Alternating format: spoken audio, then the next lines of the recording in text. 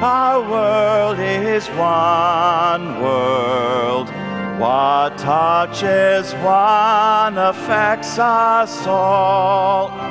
The seas that wash us round about, the clouds that cover us, the rains that fall. Our world is one world. The thoughts we think affect us all. The way we build our attitudes, with love or hate we make a bridge or wall. Our world is one world. The ways of wealth affect us all. The way we spend, the way we share, who are the rich or poor, who stand or fall. As Unitarian Universalists, we believe truth is larger than any one book or way. Religion and science, they go hand in hand. Integrity requires freedom of conscience. Diversity is something to celebrate. In the struggle for justice, we come alive. Our highest aspiration and calling is love.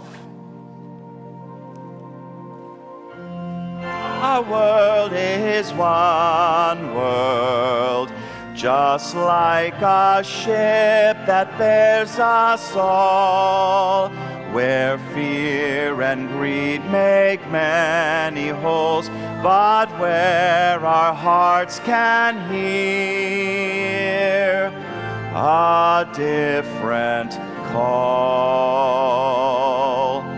Whoever you are, whomever you love, you are welcome here.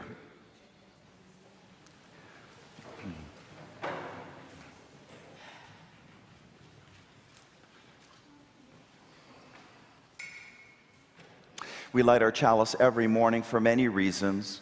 One is as a reminder, our hope that our time that we share together kindles a spark, a light in each of our souls. May it be so for you today. Once again, welcome to West Shore Unitarian Universalist Church. Today is Mother's Day, and I wish you a beautiful Mother's Day. This is the day in which we honor all those who have mothered us with care and kindness. And sometimes it has been our biological moms, sometimes it has been other people in our lives, sometimes one and not the other, sometimes both. We are grateful for those who have mothered us, and we honor our own responsibilities to shower mother love onto others. We have so much that is good going on here at West Shore. Check out the West Shore Weekly in your order of service about events coming up and how you can get involved. Here are two things I want to briefly spotlight. One is this upcoming Thursday at West Shore. We are excited to be bringing local square dance callers to our church. Now come on, folks. Square dancing at West Shore. Now maybe you did square dance at an awkward elementary school time, I don't know. Or maybe you square dance elsewhere right now, but you've never done it here at church. Bring your family, bring your friends. It's going to be super fun. It's going to be community building. So let's all come together and have fun. Find out more about this event by seeing Barbara Walker in the rotunda after the service, and you'll want to sign up for this on Realm. Also, this year's annual meeting, it will be Sunday, May 21st in Baker Hall after the service. Food, childcare, both provided. Additionally, there are two more town hall meetings before the annual meeting, one of which is going to take place today at noon, right after the service. The purpose of these town hall meetings is to allow for a more detailed exploration and discussion of issues and concerns that simply would not be possible within a reasonably timed annual meeting, around 90 minutes or less. Also to inform folks of the issues and considerations so that they can be empowered to make a well-informed vote at the annual meeting. Let's now greet each other warmly. If there is someone you are seeing, you've not seen them before, go up to them and say hello, welcome them to this space, and do not forget the folks who are joining us from home. Give them a wave. Tell them you love them. All right, let's greet each other right now.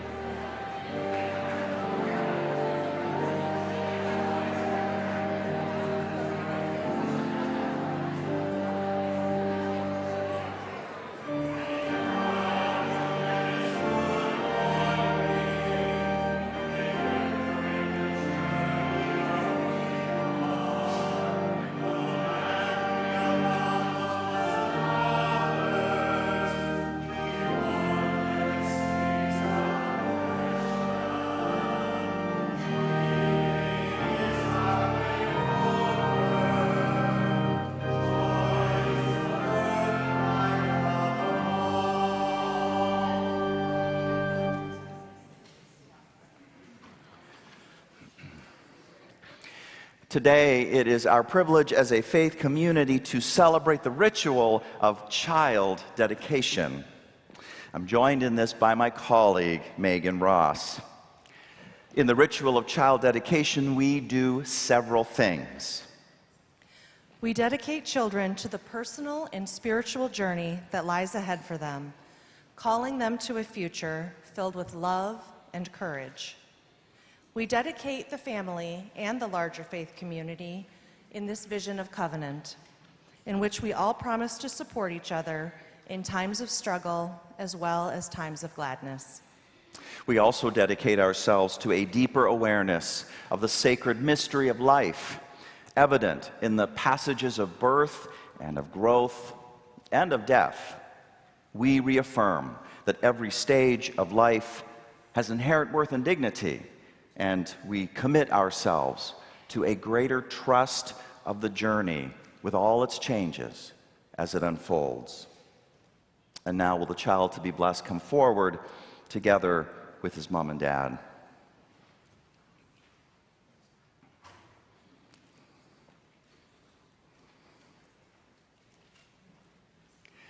What name do you give your child? Sam.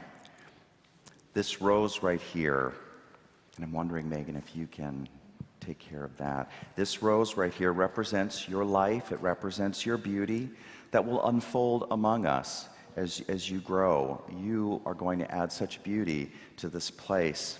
And you'll notice that the thorns have been removed, at least supposedly they have been removed.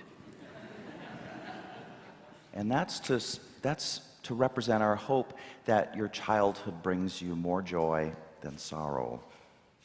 I want to take it right now and dip it in this water. Now, this water comes from our annual water communion service, purified, I hasten to say, in case some of you are like wondering, but because this water represents the hopes and joys of our congregation, and we want to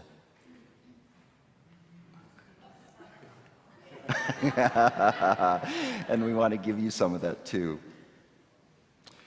Welcome to this community.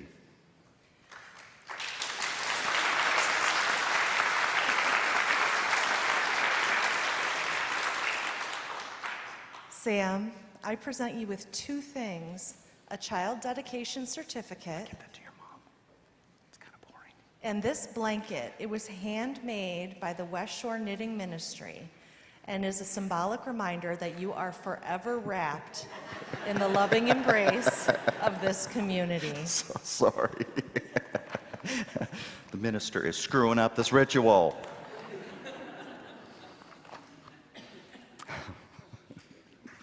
Sam, finally, we want to present to you a gift that comes from your mom and dad. It's right there in that bag, and I want to read well, actually, go ahead and open it. Yeah, here it is. Go ahead and open that thing. Can I hold the rose for you while you do that? Okay, great. Okay. That's from your mom and dad.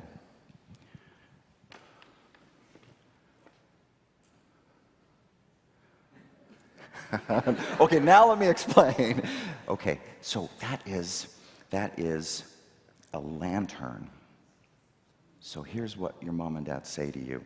They say, Sam, you were born in the year of the fire monkey. A fire monkey, yeah. A fire monkey is someone who is a dreamer.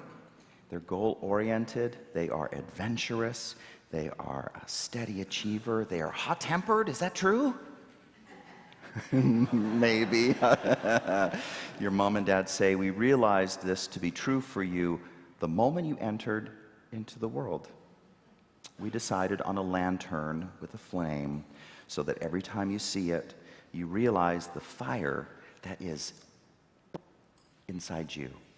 The fire that is inside you. A fire that is eternal, everlasting, and strong. And so your mom and dad, they want you, when you look at that lantern, to know that it is the sign of your mom and dad's eternal love for you. They love you. Their love for you will burn bright and will never fade away.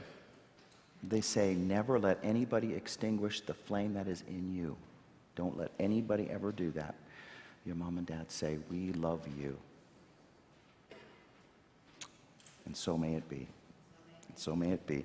And now our child dedication ritual comes to a close.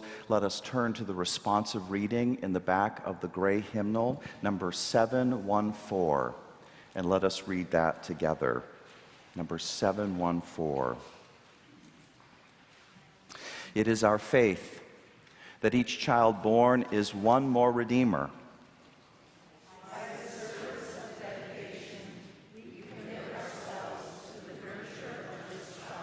Are you ready to dedicate yourselves to Sam Crockett? We are prepared. We dedicate our minds and hearts to this child and to his parents. Will you strive to love and cherish them in times of struggle as well as in gladness? We will love and cherish them always. We acknowledge the divine spark within each child.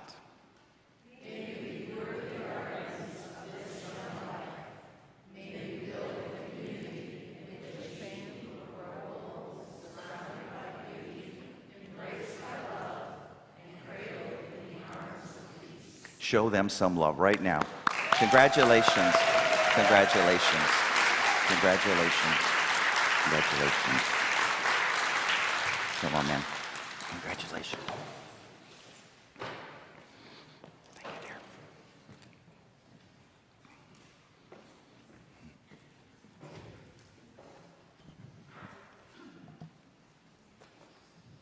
Hello, I am Megan Ross, and along with Kelly Pincus, I'm proud to serve as the co-chair for our partner church. You may or may not know that over 20 years ago, West Shore, through the UUA Partner Church Program, was paired with a small Unitarian church in Bajan, Transylvania. The church, parts of which date back to the 1300s, is the spiritual home to Unitarians living in the tiny village of Bajan, population 900. As many of you know, us Unitarian Universalists can trace our roots all the way back to Transylvania. In fact, the only Unitarian king, King Sigismund, lived there in the mid-1500s. So I had the privilege of traveling to Transylvania in 2018 and this past summer, 2022. And it was just amazing to see the deep relationship that has been built over the decades between the two churches. Visiting the village is a lot more than learning about our history. It's a chance to be welcomed into the life of the village as though you are family. Their congregants open their homes to us, they feed us. Should anyone become ill or injured, they nurse us back to health. While we're visiting, the church's minister, Bela, serves as our teacher, our tour guide, our translator, our transportation coordinator, on top of all the other duties of being the minister of a church. One of the things that we bring to Bajan with us is a summer camp for the village children. So camp usually lasts a day or two and has stories, games, and crafts. The hokey pokey and water balloons are always a huge hit. And another thing that we bring every year to the village is our financial support. Our money provides $500 scholarships to cover room and board for village high schoolers who attend the very competitive Unitarian High School in Koleshvar, about a 40-minute drive away. Our support has also helped with church expenses, such as installing central heat in the parsonage, so the minister doesn't have to get up every 2 hours in the winter to put wood in the stove. It has also helped to build a well, among other things. The disparity in resources between West Shore and the Unitarian Church of Bajan is large. All donations collected today will be personally delivered by me to the church when I travel there in July. May today's offering now be taken and gratefully received. Thank you.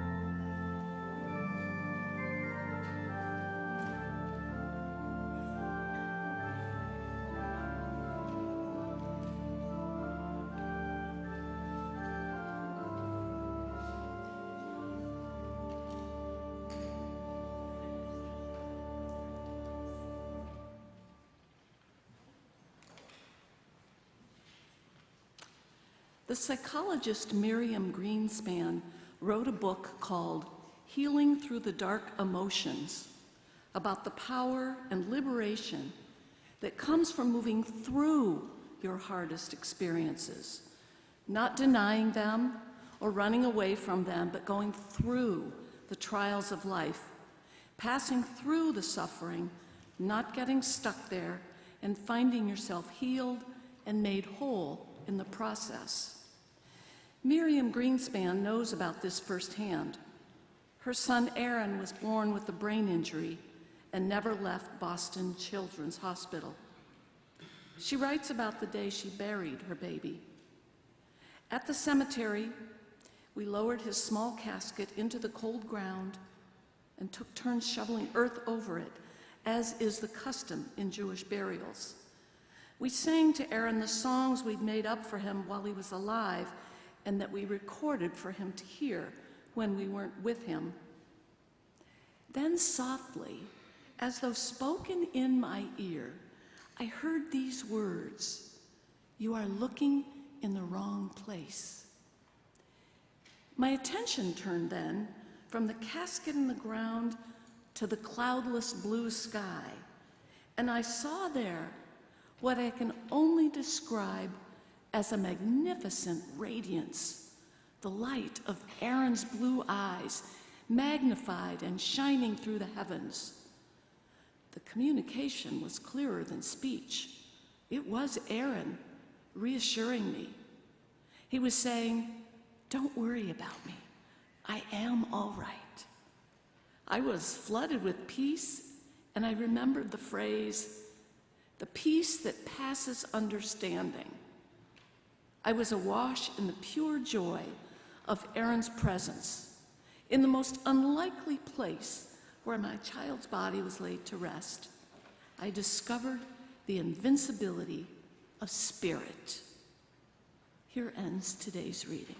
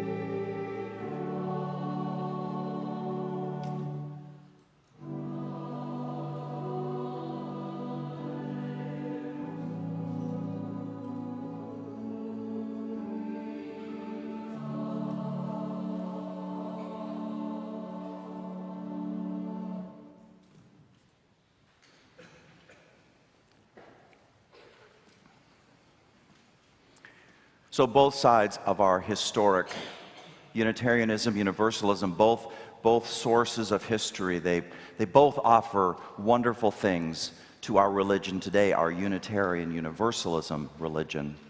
But I want to talk about the Universalist side. One of the wonderful things that it offers us as contemporary Unitarian Universalists, it's wonderful. It says to us, love the hell out of the world. You want to say that with me? Love the hell out of the world. Love the hell out of the world. And it also says that we can do that because hell is a human creation and therefore healed through human efforts of many kinds. Feeding someone who is poor, for example, or more ambitious yet, changing the system that creates poverty to begin with and perpetuates it. One is about direct service, the other is about systemic change. And do you see how direct service is smaller? It's a smaller type of action, while systemic change is larger. Do you see that? How going from one to the other, we are scaling upwards in terms of size. But there is an even larger kind of action than direct service or systemic change. Contemporary liberal scholars Rebecca Parker and Rita Nakashima Brock aim to love the hell out of the world through action that is theological in nature, meaning that it is about nothing less than changing how we imagine ourselves and the world. You just can't depend on your eyes when your imagination is out of focus. Do you hear that? Mark Twain said that. Mark Twain said that. Get your imagination right, and then you will be able to do justice to what is right before your eyes. Your systemic change actions, your direct service actions, they're going to be all the better for it if you got your imagination right. And Parker and Brock want that. They want to get our imagination right, and in this way, love the hell out of our world. And they do this through scholarship about the early Christian church. Their book is entitled Saving Paradise: How Christianity Traded Love of This World for Crucifixion and Empire. And it revolves around a very curious historical fact that you might not be aware of. I was not aware of this until I read this book, and it blew me away. Here's the fact: how Christian sanctuaries from earliest times, around 900 of the Common Era, were filled only with images of paradise. Parker and Brock explain, images of paradise in Rome and Ravenna churches captured the craggy, scruffy pastoral landscape, the orchards, the clear night skies, the teeming waters of the Mediterranean world, as if they were lit up by a power within. Sparkling mosaics in all sorts of vivid colors captured the world's luminosity. The images filled the walls of spaces in which liturgies fostered aesthetic, emotional, spiritual, and intellectual experiences of life in the present, here and now, in a world created good, in a world created delightful. For example, and do you see that character right there at the bottom? You see that character? That is Jesus. That is Jesus, the figure at the bottom center. He is portrayed as the good shepherd who guides people to create communities in which the abundance of life can be known. The image repeats again and again in church art and architecture before 900 of the Common Era. Here's another image of Jesus as the Good Shepherd, and this one happens to be one of the oldest pictures of Jesus in existence. One of the oldest. Follow the teachings of the Good Shepherd, and abundant life in this world can happen for you. That's the message. Until around 900 of the Common Era. That is when you start finding images of something completely different, an opposite of paradise, images of Jesus' crucified body, horrific, gruesome images of violent sacrifice. Brock and Parker, again, this is what they say. After searching in vain for images of Jesus' dead body in the ancient churches of the Mediterranean, we found the corpse of Jesus in Northern Europe, in a side chapel of the enormous Gothic cathedral in Cologne, Germany. There, among the mottled light and shadows, hangs the Giro cross, the earliest surviving crucifix, sculpted from oak in Saxony around 965 of the Common Era. Nowadays, these days, the broken body of Jesus is pretty much everywhere in Christian churches to some degree of explicitness or another. This is a given for us today, but it has not always been so. It leads Brock and Parker in their book to ask the Christian church today, as my colleague, the Reverend Frank Carlson, puts it, why have you taken the story of Jesus, the radical rabbi, the teacher, the healer, and liberator, why have you done that and wrapped it up in images that glorify death and suffering? Why have you focused more on how Jesus died rather than on how he lived? Why do we celebrate torture and glorify suffering with passion play reenactments and movies like Mel Gibson's The Passion of the Christ, right? Why? Why indeed? There is a story here in art and architecture that is trying to be told here, a mystery that needs to be solved. Parker and Brock's book, Saving Paradise, is nothing less than a spiritual biography of the entire Christian tradition. And as we consider where they lead us, I want us to be aware that this is not merely about something impersonal and something out there. Parker and Brock's way of telling the spiritual biography of the Christian tradition can inspire and guide how we as individuals tell our own intensely personal spiritual autobiographies. See, that's the added benefit to knowing about all of this. Even if you do not identify as Christian, even if your preferred images of the sacred and the holy are very different, something decidedly other than Christian, still there is much to take from this for you. The art and architecture of Christian churches before 900 of the Common Era evoke the universalist story of how the world is born in goodness and how each human being has inherent worth and dignity. The focus is on how Jesus, as the Good Shepherd, the teachings of Jesus, how they want to guide people into creating communities with love and justice at the center so that all can partake in abundant life here and now in this world. And then that focus is radically shifted to a glorification of death and suffering and the violence, porn of gory crucifixion scenes. It seems to have been stuck there ever since. What happened? Do you want to know what happened? Thank you, April Stoltz. What about the rest of you? Do you want to know what happened? I'm so glad. Thank you. Me too. What happened was trauma. Trauma. Rome co-opted Christianity and violated it. Christianity became Rome's violent instrument. Says Brock and Parker, 1,000 years after Jesus, the brutal logic of empire twisted his celebration of life into a perpetual reenactment of his death.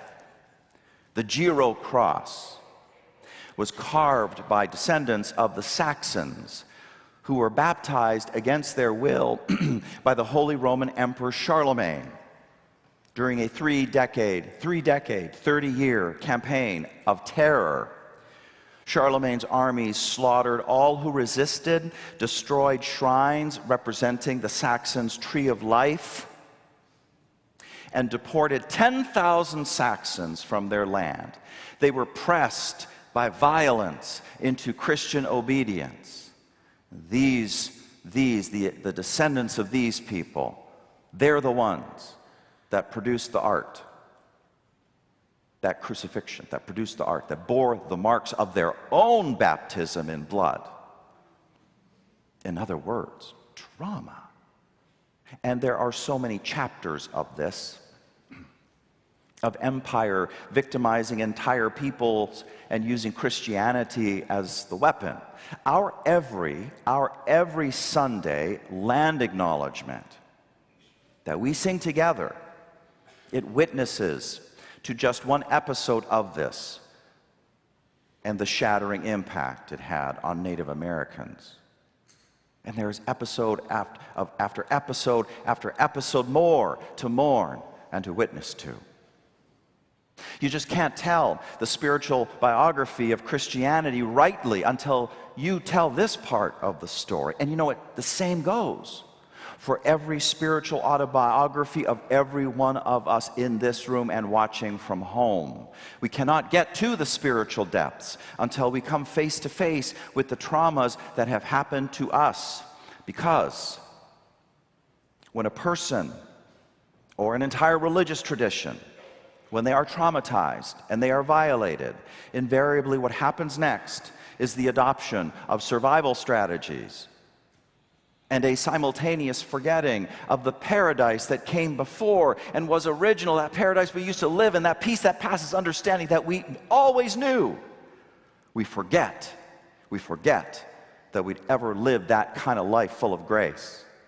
The poet William Wordsworth touches on this when he says, "There was a time when meadow, grove, and stream, the earth, every common sight, to me did seem apparelled in celestial light, the glory and the freshness of a dream. It is not now, as it has been of yore. Turn wheresoe'er I may, by night or day, the things which I have seen, I can now see no more. Now.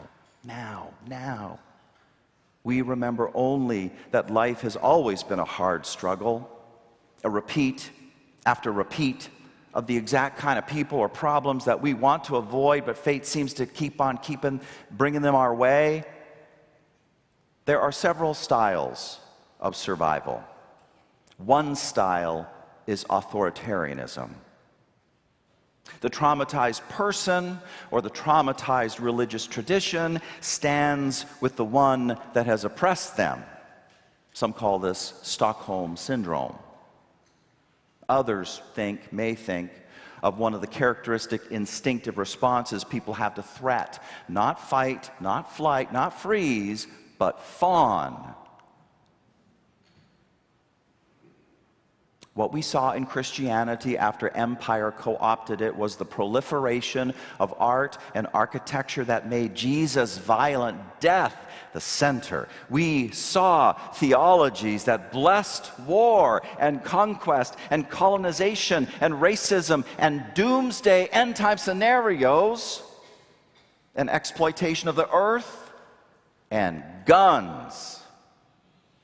And we're still seeing that today.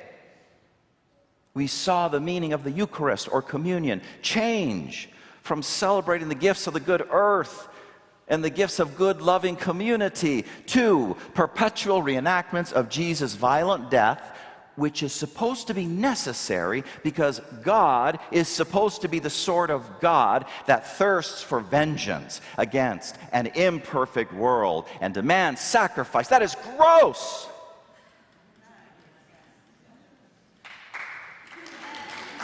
Isn't that gross?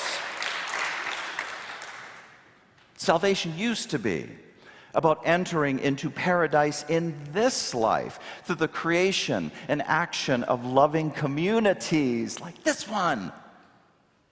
But salvation mutated into a focus on a paradise that was beyond this world, while in this world was seen as inherently violent, and what you were supposed to do in this world was just to keep your head down and do what the authorities had to say, keep grinding away. When your leaders called for violence, you would obey, you would do your job, you'd see it as your way of securing immortality in some distant heaven. Did you know Pope Urban II in 1095, he literally taught that. He literally said that if a person joined the Crusades against the Muslims, that their violence would earn them eternal life. Disgusting! Now, don't get me wrong here. There is no such thing as Christianity.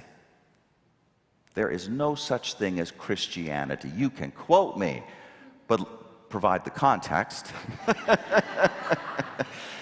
There's no such thing as Christianity. There are only Christianities. Got it? Plural. There's only plural forms of this faith. Some of you who were raised Christian, some of you might never have experienced the kind of authoritarianism that I am talking about. If today you happen to be a Unitarian Universalist who identifies as a Christian, well, you know that your faith is the opposite of authoritarian, right? Which leads then to the other survival strategy that trauma can trigger, the other side of this that I want to share with you today. It is the liberal and progressive style of survival. It is characterized by an insistent and uncompromising battle against all forms of social oppression and injustice. Now follow me here. Social gospel Christianity of the early 20th century is a great example of this liberal form of the Christian faith. Now, this was Rebecca Parker's own version of Christianity in her youth, and this is what she's got to say. She says, "When I was a child, the social gospel meant that we, as faithful Christians, campaigned for integrated, non-restricted neighborhoods to counteract racism in our community. We marched for civil rights. We worked to end the war in Vietnam. We worked to advance economic self-determination for peoples around the world." But then she goes on to say, "Immersed in this tradition of Christianity, I learned firsthand its strengths and limitations. The hoped-for future perpetually condemns the present.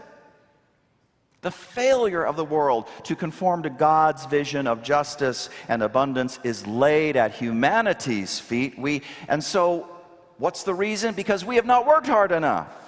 We have not worked smart enough. We have not been well organized enough. We have not convinced enough people. We have not corrected the flaws in our approach. Social gospel Christianity," she continues, "has had a home in the heart of mainline Protestantism," and I would add, of course, Unitarian Universalism. "It is a great vision," she says, "but perhaps it has flagged in zeal because weary spirits have labored for an ideal world, but have neglected to attend to their own soul's thirst. In the absence of a divine wellspring in the present, when the going gets tough, there is nothing to fall back on." And that is what she says. That is what Parker says.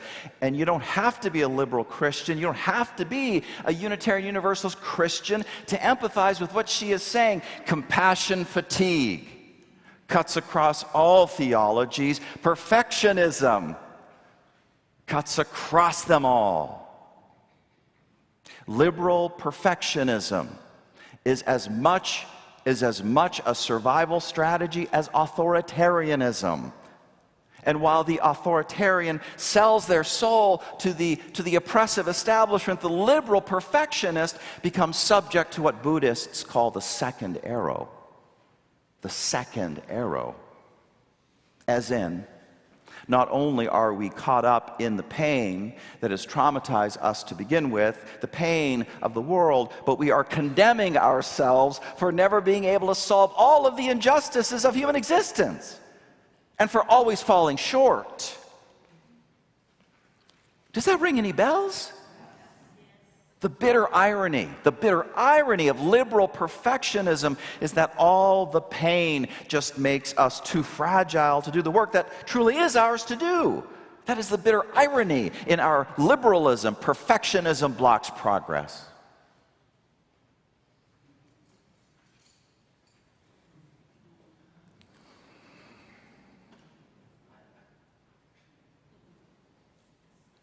But whatever the survival strategy we are talking about, militaristic authoritarianism or moral perfectionism, it's just about fragile people trying to cope with trauma and trying to do the best that they can as best as they understand it in the moment. That applies to everyone. Everyone.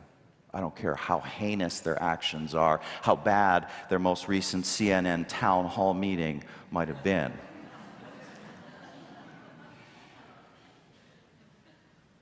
You must know who I'm talking about. People are, everyone, trying to love the hell of the world the best that they know how. We got to bring compassion to each other. We just got to breathe compassion into each other and into our hurting world. We must honor the survival strategies, but they are a form of ignorance. And they don't heal the trauma. And they don't really help things get to a better place. Let's not just survive anymore. Let's thrive. Let's remember what trauma has jarred out of consciousness. Let's lift our eyes up from death and to life. Once upon a time, said Terry Tempest Williams, there was the simple understanding that to sing at dawn and to sing at dusk was to heal the world through joy. The birds still remember what we have forgotten, that the world was meant to be celebrated. Let's find our way back to remembering this. Our birthright, the peace that passes understanding, is our birthright. Let it be possible for us again, this gracious space that birds are still in and we once lived in and could live in again. Any complete spiritual autobiography, it must answer the question, what has helped an entire religious tradition or an individual to remember? What has jarred them out of their survival strategy mode and put them on the path of healing, or at least given them a clue about where that path may be?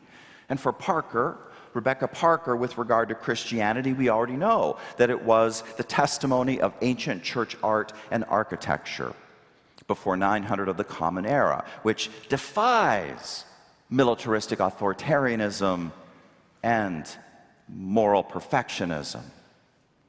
But it was also this. It was discovering the brilliant 17th century mystic and church founder Jane Lead.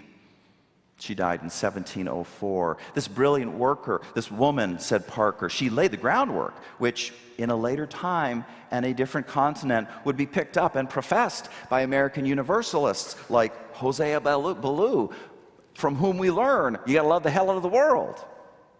In the church that Jane Lead founded, she preached that people's senses could be ecstatically opened to tasting and seeing and hearing the this world paradise that is within and among and around us. For Lead, entering paradise meant being spiritually transformed in one's imagination and senses into a person rooted in love who was, this is quoting her, growing and unfolding as a plant in the garden of God. It is a mother love vision. It's beautiful on Mother's Day. Yeah, that's how a theological mother would love us, with that vision. We are plants in the garden of God. She told people that they could become trees springing up out of the rich soil of that garden, drawing sustenance from the river of life, yielding fruits of compassion, generosity, and healing. Paradise could be now, she taught, and our own lives could be part of this renewal of paradise. I want to tell you, this week I received a package in the mail that I did not order. Apparently I have a pattern with this, I guess. I literally received a package in the mail I had not ordered. I don't know who it came from. There was no letter in it. I just got a thing. This is what I found when I opened this mystery package. It's something called the NAP Ministries. Just stop right there. NAP Ministries. NAP Ministry. The NAP Ministries Rest Deck. 50 practices to resist grind culture. Yeah? So, it's a literal deck of cards. Thank you, Howard. They're all about self-care. Here's what some of them say. There is no urgency. There is no perfection. I am enough now. Or, to rest in a capitalist world takes practice and meticulous care. Or, rest is not a privilege. Rest is a human right. I don't have to earn rest. And rest makes me hopeful, open, and tender. I will snatch rest today. The deck contains 50 of these kinds of meditations together with related practices. I swear it is as if Jane Lead somehow time traveled to the present moment, and somehow she knew that I was going to be preaching this stuff to you guys. She knew I was going to be preaching this stuff, and she wanted to shine mother love upon me and give me a very clear sense of what she is talking about when she talks about spiritual restoration and the need to re-educate our senses, and what might really lead to a person genuinely feeling that they are indeed being planted in God's garden, and their roots are just sipping up the river of life. By no means am I suggesting that evil and injustice have somehow magically disappeared. In this good world, there's going to be ugliness. We know this. The issue is how a sense of fundamental belongingness to grace can help anyone heal survival strategies of authoritarianism or perfectionism and use their power, the power they do have, far more wisely and responsibly than before. And now we are back to the beginning of this sermon, loving the hell out of the world through direct service and through systemic change, but with a universalist mind and a universalist imagination that helps our eyes see the ever-present possibility of paradise in this world. No matter how daunting things feel, we can feel the peace that passes understanding, as opposed to just saying those words. With a universalist mind also that understands that sometimes the best you can do is just rest and trust that it's going to get better, that it's going to somehow be okay. Rebecca Parker directly knows this. She tells a story about a time in her life when terrible things were happening, one after the other, and in her grief, she was literally suicidal. One evening, she left her house for a walk with an eye to a nearby lake. Her face was wet with tears. She set her course for the water's edge, and she was just going to keep on walking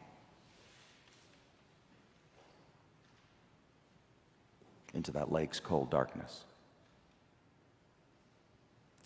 Entering a park leading to the lake, she walked onto the wet grass, and she discovered between her and the lake what seemed like a barricade that she would have to cross. She didn't remember the barricade being there, but when she got closer, what she saw was a line of people hunched over what seemed like strange, spindly-like looking equipment. It was telescopes. It was the Seattle Astronomy Club. It was a whole gaggle of amateur scientists up and alert in the middle of the night because the sky was clear and the planets were aligned. On her way to the lake, she was stopped by one of those folks, an enthusiast, who assumed that she had come to look at the stars. "Here," he said, "let me show you." And he began with his enthusiasm to describe the star cluster that his telescope was focused on, and brushing tears away, she peered in the lens, focused her eyes, and there it was, a red-orange spiral galaxy that ended her walk to the lake. As she put it, in a world where people get up in the middle of the night to look at the stars, I could not end my life. What saved me in that moment is difficult to fully name, Parker says. But in the end, she decided I was saved by the human capacity to love the world, by being met right in the center of the pathway of my despair by one, actually 100, who wouldn't let me go that way, and by the stars themselves, by the cool green grass under my feet, by the earth, the cosmos, its presence, which won me over, persuaded me to stay alive. Whenever we find ourselves crushed or dry or in our deepest grief and despair, may we be met in our pathway, right in our pathway, by a reminder of paradise. Anything can help nudge us back to that. If not amateur astronomy enthusiasts on a gorgeous night under a sky that's wondrously full of stars, if not that, then maybe a mysterious package comes to you out of the blue, delivering card wisdom about rest, a card deck. The world hurts us all. Terrible trauma can result. And survival strategies develop that initially save us, but in the end only make things worse. Yet the way of religion is the way of remembering who we really are, ultimately, fundamentally. No matter what the surface's appearance look like, no matter what our social identities happen to be, to remember who we really are. Planted in God's garden, with roots sipping from the river of life. That is our origin. May it be our destiny. Amen.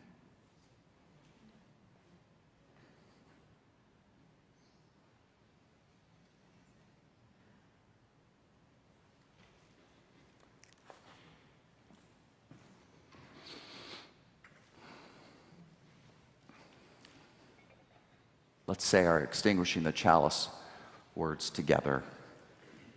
We extinguish this flame, but not the light of truth, the warmth of community, or the fire of commitment.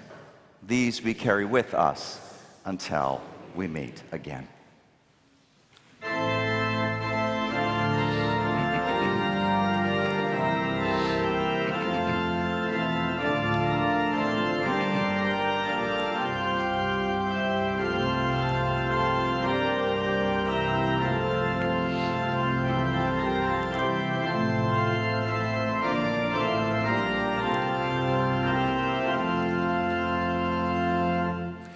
Earth was given as a garden cradle for humanity. Tree of life and tree of knowledge, placed for our discovery. Here was home for all your creatures, born of land and sea and sea, all created in your image, all to live in harmony. Show to us again the garden where all life flows fresh and free. Gently guide your sons and daughters into full maturity. Teach us how to trust each other, how to use for good our power, how to touch the earth with reverence.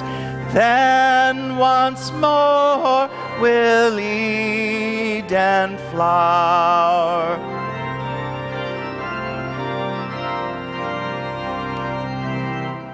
Bless the earth and all your children, one creation, make us home. Interwoven, all connected, planet-wide and inmost soul. Holy Mother, life bestowing, bid our waste and warfare cease. Fill us all with grace o'erflowing. Teach us how to live in peace.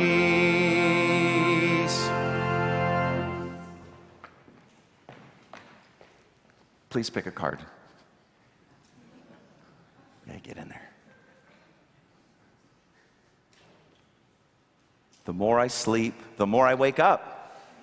I will stay and rest.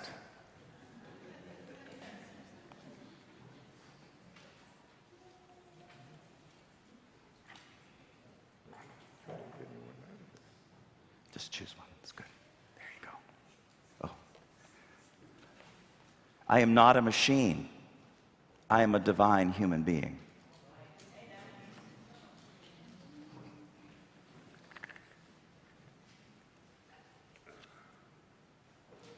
I will imagine what my body needs. I will daydream for freedom. One more.